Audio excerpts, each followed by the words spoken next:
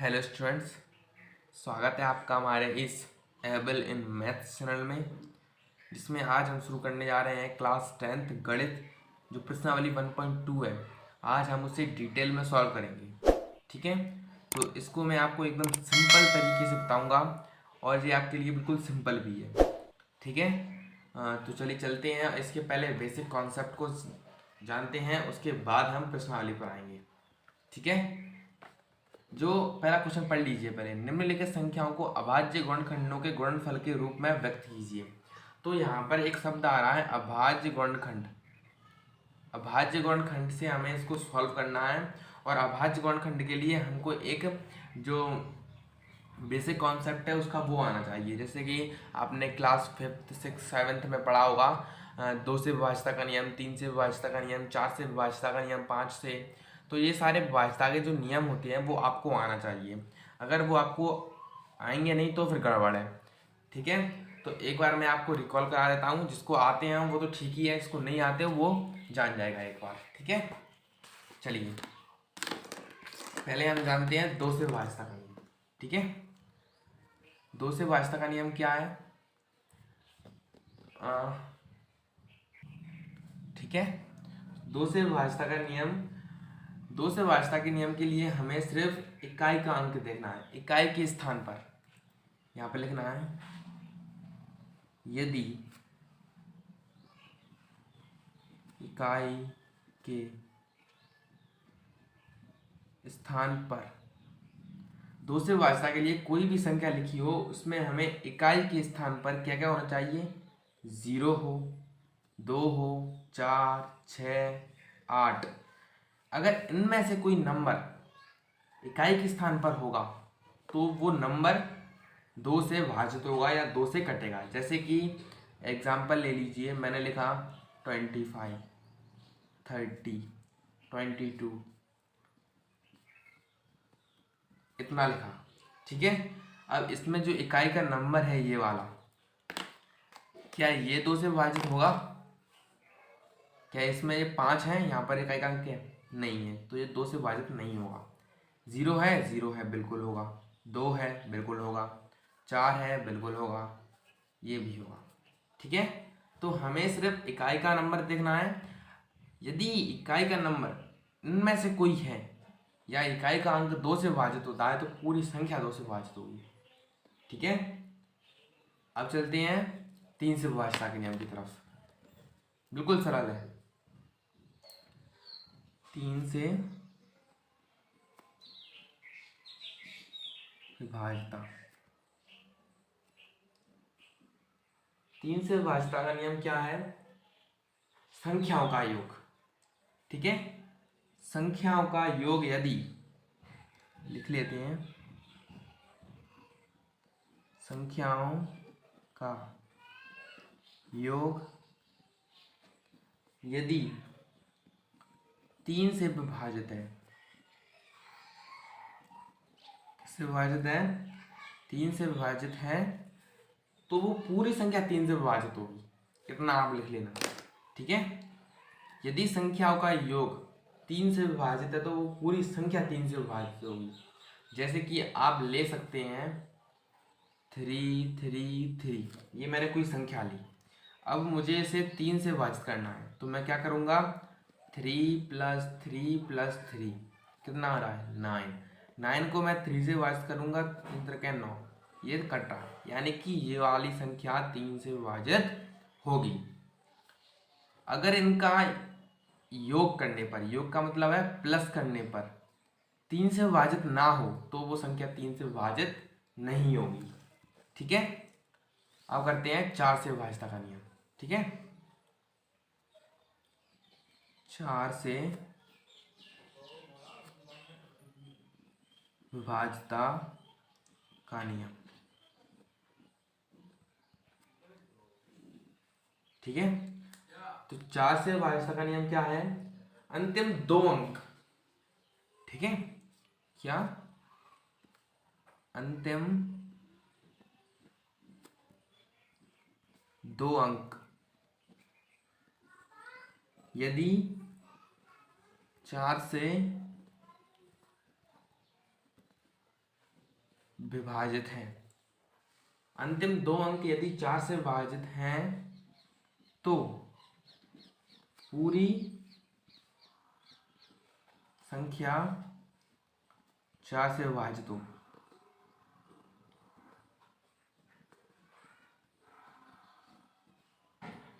ठीक है।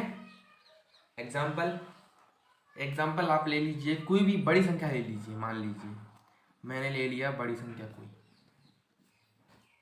लास्ट में 20। ठीक है। अगर ये 20 4 से डिवाइड करते हैं तो कितना आएगा? 4 पहिए 20 5, यानी कि ये 4 से डिवाइड हो रही है, 4 से विभाजित हो रही है, तो ये पूरी संख्या भी 4 से विभाजित होगी। ठीक है। अगर मैं एक और एग्जांपल ले लूँ, जैसे मैं ले लिया 3400928 1, क्या ये 4 से विभाजित होगी? बताइए। अंतिम दो अंक क्या 4 से विभाजित होंगे इसके? बिल्कुल नहीं होंगे। तो ये संख्या भी 4 से विभाजित नहीं होगी।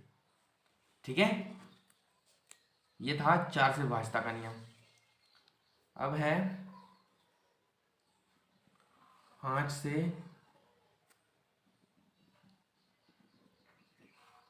विभाजिता का नियम।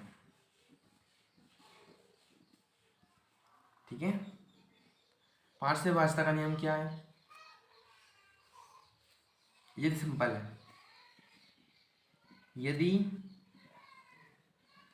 इकाई के स्थान पर, इसके स्थान पर, इकाई के स्थान पर 0 या 5 हो, क्या हो? 0 या 5 हो, तो वह संख्या 5 से विभाजित होगी।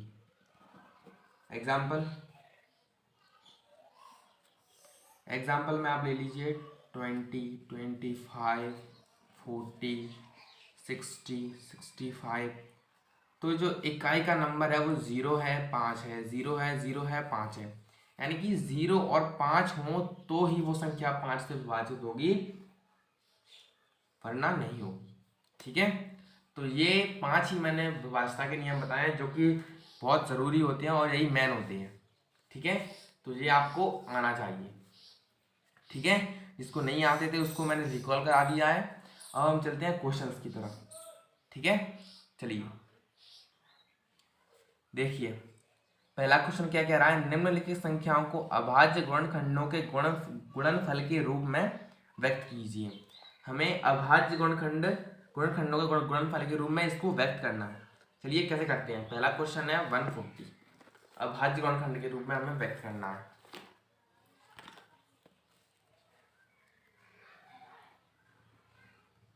क्वेश्चन फर्स्ट का पहला है, क्या है? 140। अब भाज्य गुणनखंड निकालना है तो यहाँ पर लिख देते हैं 140 का भाज्य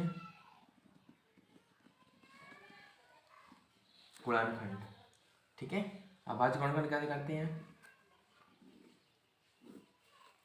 अब बताइए ये किससे विभाजित होगा? सबसे पहले छोटी संख्या से विभाजित करनी है, तो ये होगा 2 से। 2 7 14 0, 0 है 2 से, 2 3 6, 2 5 10। अब होगा ये 5 से, 5 7 35। अब होगा 7 से, 7 एकम 7।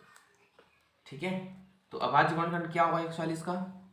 यहाँ लिखेंगे 140, जितने से हमने भाग दिया, यानी कि 2 है, 2 गुणा 2 गुणा 5 गुणा 7 गुणे में 1 और लगा देते हैं। ठीक है। तो ये हो जाएगा हमारा आंसर। ठीक, आराम से बन गया। अब चलते हैं नेक्स्ट क्वेश्चन की तरफ। हाँ, दूसरा कौन सा था? 156 का अभाज्य गुणनखंड। ठीक है। फिर से वैसे ही लिख लीजिए। ये फिर से 2 से काटेगा, 2 से काटेंगे तो 2 7 14, 2 8 16, 2 से 2 3 6, 2 9 18, 3 से कटेगा, 3 एकम 3, 3 त्रिक 9। 13 एक अभाज्य संख्या है, मतलब या तो 13 अपने आप से कटेगा या 1 से कटेगा, ठीक है। तो इसे हम 13 से ही काटते हैं, 13 एकम 13, ठीक। अब इसका क्या होगा अभाज्य गुणनखंड, 156 को हम ऐसे लिख सकते हैं 2 गुणा 2 गुणा 3 गुणा 13 गुणा 1, आखिरी हमें 1 लिखना जरूरी होता है, ठीक। तो ये हो गया हमारा आंसर, ठीक है। अब चलते हैं नेक्स्ट क्वेश्चन की तरफ। नेक्स्ट क्वेश्चन कौन सा है हमारा, 3825।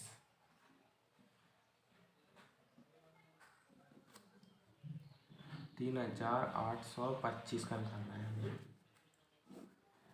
अब मुझे डायरेक्टली पता चल रहा है 5 से काटूंगा मैं पहले, लेकिन पहले इन नंबरों का योग देखूंगा मैं कितना आ रहा है। 8 और 3 कितना होता है, 11, 12, 13, 13 और 5 17, रुको 5 6 7 7 15 और 3 18 हो रहा है, यानी कि 3 से कट जाएगा ये। 3 से काटो, 3 एकम 3, 3 दूनी 6, 3 7 21, ये यहाँ पे आ गया, 3 पे 15।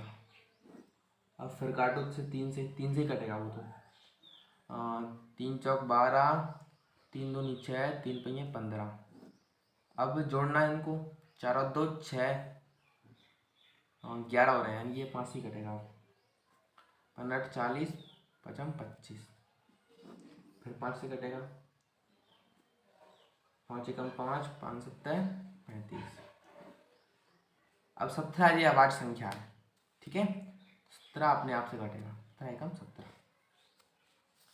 क्या हो जाएगा इसका अभाज्य गुणनखंड, 38 25 बराबर 3 गुणे 3 गुणे 5 गुणे 5 गुणे 17 गुणे 1, एक लिखना जरूरी होता है ये वाला, ठीक है। तो ये हो गया हमारा आंसर। तो ऐसे करना है सारे क्वेश्चन। अब हम चलते हैं नेक्स्ट क्वेश्चन की तरफ। नेक्स्ट क्वेश्चन क्या कह रहा है, ये जबरदस्त है, चौथा वाला क्या है, 5005 करते हैं। ये डायरेक्टली 5 से कटेगा, 5 एकम 5 0 0, 5 एकम 5। अब ये किसी से नहीं कटेगा, डायरेक्टली 7 से कटेगा, ठीक है। 7 से कटेगा तो 7 एकम 7, 7 चौक 28, 7 तिया 21, 2 इस पर आ जाएंगे, 7 तिया 21। अब ये कटेगा, ये 7 से 8 से किसी से नहीं कटेगा, डायरेक्ट कटेगा 11 से, ठीक है। 11 एकम 11, 3 इस पर आएंगे, 11 आती 33। अब 13 अभाज्य है, तो 13 से कटेगा, मैंने आपको पहले बता दिया है। तो इसका क्या हो जाएगा अभाज्य गुणनखंड, 5 गुणे 5 गुणे 11 गुणे 13 गुणे 1, ये हो गया अभाज्य गुणनखंड, ठीक है। ऐसे करना है। अब हम चलते हैं नेक्स्ट क्वेश्चन की तरफ, लास्ट फिफ्थ क्या कह रहा है, 7429। इसमें तो बड़ी बात है भैया, क्या बड़ी बात है कि ये 2 4 या 2 3 5 7 8 9 किसी से नहीं कटेगा, ये कटेगा डायरेक्टली 17 से, ठीक है। और काटने पर हमको ये मिल जाएगा 7 चौक 28, ऐसे 17 चौक 68, कितने बचते हैं 68, 69 70 71 72 73 74, 6 इस पर आ जाएंगे, 7 8 7 17 17 17 51, फिर ऐसे ही कट जाएगा। फिर ये कटेगा 19 से, 19 से कटेगा तो यहाँ पर आएंगे 23। अब 23 एक अभाज्य है, तो अभाज्य गुणनखंड खुद से कटता है या तो 1 से कटता है, तो ये खुद से कट गया। 74 29 बराबर 17 गुणा 19 गुणा 23 गुणा 1, ये इसका आंसर हो जाएगा, ठीक है, आ गया समझ में। तो इसके हमने सारे क्वेश्चन कर लिए। अब हम चलते हैं नेक्स्ट क्वेश्चन की तरफ। तो नेक्स्ट क्वेश्चन क्या है, ये देखिए, पूर्णांकों के निम्नलिखित युग्मों, ये युग्मों का मतलब होता है जोड़ा, कि HCF और LCM ज्ञात कीजिए तथा इसकी जांच कीजिए कि दो संख्याओं का गुणनफल HCF गुणा LCM होता है। ये एक फॉर्मूला है, आप इसको लिख लीजिए और याद कर लीजिए। दो संख्याओं का गुणनफल बराबर HCF गुणा LCM बराबर होता है। ठीक है, अगर हम उन दो संख्याओं का HCF और LCM निकालें, उसके बाद उन संख्याओं का जो गुणनफल आता है, हम उन दोनों संख्याओं को गुणा करेंगे और जो HCF और LCM आएगा उन दोनों संख्याओं का, उनका गुणा करेंगे तो वो इक्वल आएगा। ठीक है, ये था इसका मतलब। तो हम चलते हैं दूसरे क्वेश्चन की तरफ। ठीक है, दूसरा क्वेश्चन क्या कह रहा है, यहीं पे कर लेता हूँ मैं।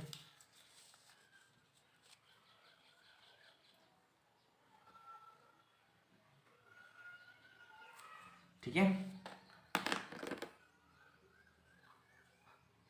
आप यहाँ पर लिख लीजिए युग्मों। युग्मों का मतलब होता है जोड़ा। ठीक है, ध्यान रखना। तो पहला क्वेश्चन है, पहला क्वेश्चन क्या है, 26 और 91। अब इसका निकालो अभाज्य गुणनखंड। 26 का हम अभाज्य गुणनखंड निकालेंगे तो यहाँ पर आ जाएगा 13। 13 एक अभाज्य संख्या है, ये 1 से कटेगा। 91 का निकालो, 91 डायरेक्टली 13 से कटेगा, 13 सत्ते 91 कटेगा 7 से, 7 एकम 7। इसका अभाज्य गुणनखंड क्या हो जाएगा, दोनों का निकाल लेते हैं।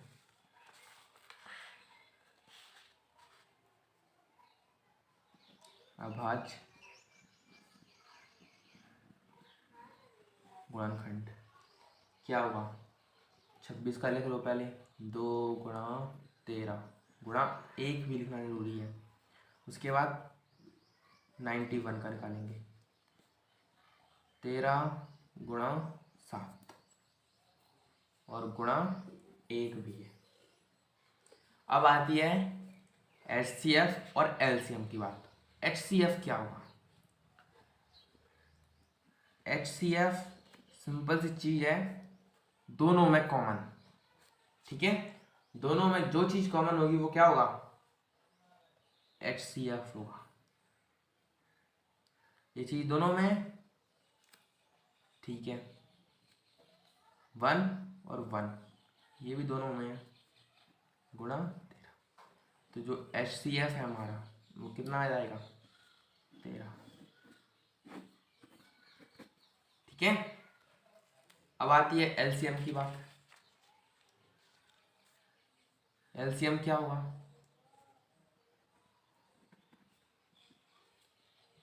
तो LCM के लिए जो हमारा HCF निकला पहले तो उसे लिख लो। ठीक है, उसके बाद इसमें जो छूट गए हैं, यानी कि 2 छूट गया है, 7 छूट गया है, तो यहाँ पे लिख लो गुणा 2 गुणा 7। अब इनका गुणा कर दो, गुणा करना तो आपको आता ही होगा, अगर गुणा करना नहीं आएगा तो फिर कैसे काम चलेगा। तो 13 7 दूनी 14। जब आप इन दोनों का गुणा करोगे, क्या करोगे, गुणा, तो जो हमारा LCM है वो आ जाएगा 169, क्योंकि मैंने पहले ही गुणा करके रखा हुआ है। ठीक है, ये हो जाएगा आपका LCM, ये हो जाएगा आपका HCF। और क्वेश्चन है बोला था जांच करने के लिए। ठीक है, तो जांच कैसे करेंगे हम, देखिए,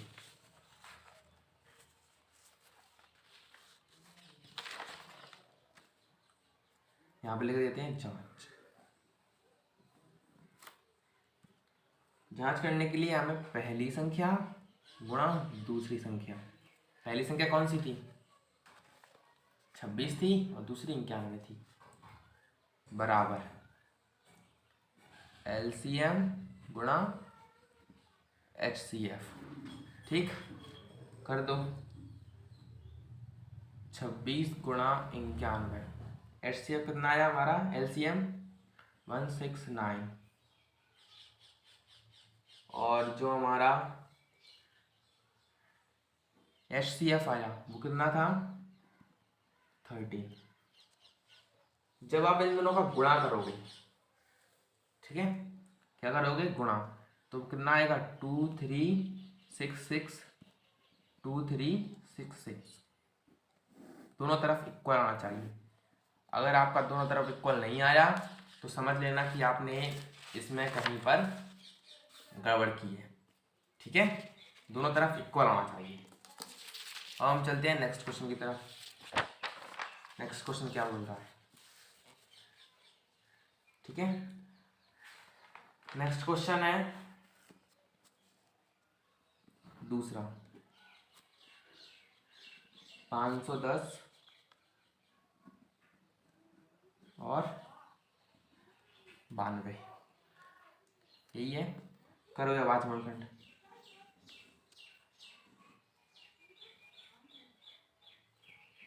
अब भाज्य गुणनखंड करेंगे हम, तो ये 5 से कटेगा, 102 आ गया, फिर ये 2 से कटेगा, 91 आ गया, 51, फिर ये 3 से कटेगा, 17 आ गया, 51, फिर 17 से ही कटेगा, 17। 92 का करो, 2 से करेंगे, 2 चौक 8, 2 छः 12, फिर 2 से करेंगे, 2 दूनी 4, 2 3 6, 23 से करेंगे डायरेक्टली, 23 एकम 23। लिख लो 510 क्या हो जाएगा, 2 गुणा 3 गुणा 5 गुणा 17 गुणा 1, कैंसिल लिखा है मैंने। 92 का करो, 2 गुणा 2 गुणा 23 गुणा 1। अब आती है HCF की बात। HCF क्या रहेगा हमारा, कॉमन 2 है, 2 लिख लो, कॉमन 1 है, 1 लिख लो, तो अब क्या हो जाएगा 2 HCF। एक और बात इम्पोर्टेंट, नोट करके लिख लेना, अगर इन दोनों में कोई भी क्या नहीं हो, कॉमन ना हो, तो आपका HCF क्या होगा, तो आपका HCF होगा 1 हमेशा। अगर इन दोनों में कोई चीज़ कॉमन ना हो तो HCF 1 होगा हमेशा, ठीक है। अब चलते हैं LCM की तरफ। LCM में मैंने आपको क्या बताया कि पहले तो जो HCF निकला उसको रख लो, जो इसमें छूट गए हैं उनको लिख दो। 2 छूट गया है, 3 5 17 23, ठीक है। जब आप इनका मल्टीप्लाई करोगे, गुणा करोगे, गुणा तो आता ही होगा, 2 दूनी 4 12 हो गया यहाँ पर, गुणा 5 गुणा 17 गुणा 23, इनका जब आप गुणा करोगे तो आपको 23460 इतना मिलेगा LCM, ठीक है। ये होगा आपका LCM, क्योंकि मैंने पहले ही गुणा करके रखा हुआ है। हाँ, अब आती है जांच की बारी। पहली संख्या गुणा दूसरी संख्या बराबर LCM गुणा HCF। पहली संख्या क्या थी हमारी, 510 गुणा 92, LCM क्या था हमारा 23460 गुणा 2। जब आप इनका मल्टीप्लाई यानी कि गुणा करोगे तो आपको क्या मिलेगा। अब गुणा करना आपको आना चाहिए, क्योंकि गुणा आपको नहीं आएगा तो मैं आपको यहाँ पे नहीं सिखा सकता, ठीक है। अगर आपको गुणा या भाग जोड़ घटाना नहीं आता तो आप मुझे बता देना, मैं उनके ऊपर एक सेपरेट वीडियो बना दूंगा डिटेल में, तो आपको आने लगेगी, ठीक है। जब आप इनका गुणा करोगे तो आपको मिलेगा 46920, 46920, ये हो जाएगा आंसर, ठीक है। तो अब हम चलते हैं नेक्स्ट क्वेश्चन की तरफ। तो ये इस वीडियो का जो लास्ट क्वेश्चन है, इसकी जो अगले वाले क्वेश्चन है मैं आपको पार्ट 2 में दूंगा, ठीक है। ये वीडियो का पार्ट 1 है, इसके पार्ट 2 में मैं आपको इसके जो बाकी क्वेश्चन है वो दूंगा, ठीक है, क्योंकि मेरे पास डाटा लिमिट होती है और मुझे उतने में ही काम चलाना पड़ता है। ठीक है, तो दूसरा क्वेश्चन क्या है, तीसरा 336 और 54 करते हैं। ये कटेगा 3 से, 3 एकम 3, 3 एकम 3, 3 दूनी 6, 2 से कटेगा, 2 पंजे 10, 2 छः 12, फिर 2 से कटेगा, 2 दूनी 4, 2 8 16, फिर 2 से कटेगा, 2 एकम 2, 2 चौक 8, फिर 2 से कटेगा, 2 सत्ते 14, 7 से कटेगा, 7 एकम 7। ठीक, ये 336 का हो गया। अब करते हैं हम इसका, ये कटेगा 2 से, 2 दूनी 4, 2 सत्ते 14, 3 से, 3 नाम 27, 3 से, 3 त्रिके 9, 3 से, 3 एकम 3। अब आते हैं अभाज्य गुणनखंड पर। अभाज्य गुणनखंड, अभाज्य गुणनखंड में क्या है, 336 का लिख लो पहले, 3 2 गुणा कितनी बार है।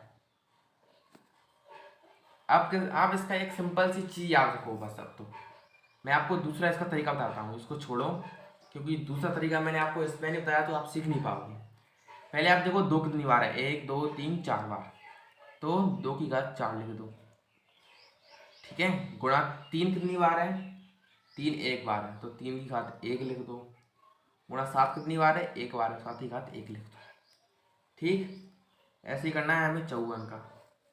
2 की घात 2 एक बार है, तो 2 की घात, यहाँ पे देखो 2 एक बार है, 2 की घात हम यहाँ पे 1 लिखेंगे। गुणा 3 3 बार है, 3 की घात 3 लिखेंगे। ठीक है, अब आता है HCF। HCF कैसे निकालेंगे, तो HCF के लिए आपको एक और चीज ध्यान रखनी है, जो कि मैंने आपको पहले वीडियो में बताया था, अधिकतम और न्यूनतम। HCF के लिए आपको देखना है न्यूनतम घात। ठीक है, HCF क्या आपको क्या देखना है, न्यूनतम घात। तो न्यूनतम घात HCF के लिए ये रही 2 की 1 है, तो 2 लिख लो। गुणा इसमें 3 है, तो 3 लिख लो। तो क्या हो जाएगा, 2 की 1, 3 की 1, 2 गुणा 3 6। तो जो हमारा HCF है वो कितना आ जाएगा, 6। ठीक है, अब LCM की बारी आती है। तो LCM के लिए आपको देखना है अधिकतम घात। ठीक है, क्या देखना है, अधिकतम घात। इसमें अधिकतम घात 2 की कितनी है, 4 है, तो 2 की घात 4 लिख लो। गुणा 3 की घात 3 है, गुणा 7 की घात कोई नहीं है। अब 2 की घात 4 है, तो कैसे हो जाएगा, 2 दूनी 4 दूनी 8 दूनी 16, 16 हो गया। गुणा 3 त्रिक 9 9 30 27 हो गया, गुणा 7। अब आपको यहाँ पे गुणा करना आना चाहिए, तभी आप आगे बढ़ पाओगे। तो कितना हो जाएगा LCM, LCM हो जाएगा आपका 3024। ठीक है, ये हो गया आपका LCM। अब आते हैं हम जांच पर।